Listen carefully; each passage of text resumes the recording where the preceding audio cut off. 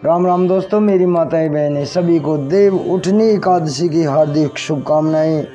और आज मैं आपको सुनाता हूँ विष्णु और तुलसी विवाह की कथा। इससे जुड़ी हुई जो कथाएं हैं, जो कहानी है, उसे मैं आपको सुनाता हूँ। विष्णु भगवान ने कैसे रचाई दूसरी शादी, पूरा सुने। सनातन धर्म में तुलसी के पौधे को शुभ माना जाता है और उसे माता का रूप दिया जाता है। धार्मिक मान्यता है कि भगवान विष्णु को तुलसी अति प्रिय है। इस वजह से उनके भोग में तुलसी के पत्ते को शामिल किया जाता है। कार्तिक माह के शुक्ल पक्ष में द्वादशी तिथि को तुलसी विवाह किया जाता है। इस दिन तुलसी की विशेष पूजा अर्चना भी की जाती है।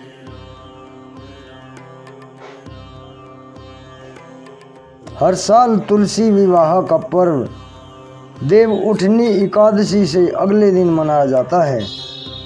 मान्यता है कि इस दिन शालिग्राम के रूप में भगवान विष्णु और देवी तुलसी का विवाह हुआ था।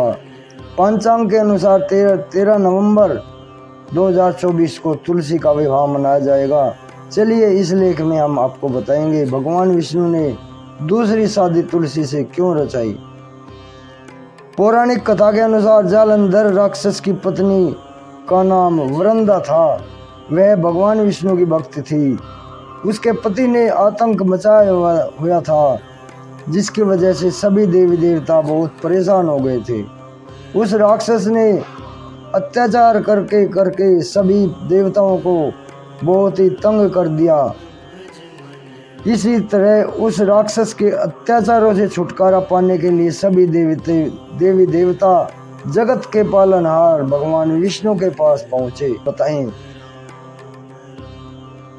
उन्होंने कहा कि वृंदा के सतीत्व को नष्ट करने के बाद ही जालंधर को हराया जा सकता है, क्योंकि वृंदा के सतीत्व की वजह से जालंधर को कुछ भी नहीं हो सकता। वो उसकी शक्तियाँ बढ़ती जाती हैं। तो इसके लिए श्री हरि ने जालंधर का रूप लिया और वो वृंदा के पास चले गई। वृंदा ने अपना पति समझकर उनके साथ स्पर्श किया, जिसकी वजह से वृंदा का पति व्रत धर्म खंडित हो गया। इसी की वजह से जालंधर की सभी तरह की शक्तियाँ नष्ट हो गई और भगवान शिव ने युद्ध में उसका सिर धड़ से अलग कर दिया। जब इस बात का पता चला, वृंदा को पता चला कि उसके साथ छल किया गया है, तो वह क्रोध से भर गई, जिसके वजह से उसने जगत के पालनहार को श्राप दे दिया। उन्होंने प्रभु को पत्थर बनने का श्राप दिया, जिससे भगवान विष्णु ने स्वीकार कर लिया और वे एक पत्थर के रूप में हो गए। ऐसा देखकर धन की देवी माँ लक्ष्मी बेहद दुखी हुई। उन्होंने वृंदा से कहा कि वह अपना श्राप वापस ले लें। इसके बाद वृंदा ने भगवान विष्णु को श्राप से मुक्त कर दिया, लेकिन इसके बाद वृंदा ने खुद को आत्मदाह कर लिया। जिस स्थान पर वृंदा भस्म हुई थी, उस स्थान पर एक पौधा उग आया।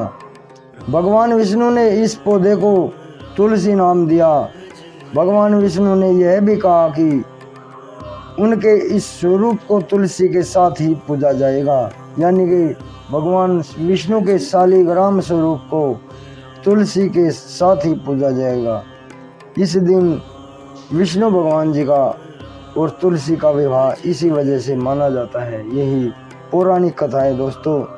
इसी वजह से देव उठनी एकादशी के अगले दिन शालिग्राम का विवाह तुलसी से होता है। तो दोस्तों और मेरी माताएं बहनें, आपको कैसी लगी आज की ये कथा, तुलसी विवाह कथा? सभी आगे भी शेयर करें। जय राम जी की, जय श्री राम, जय हनुमान जी की, जय बाबा नीम करौली महाराज जी की।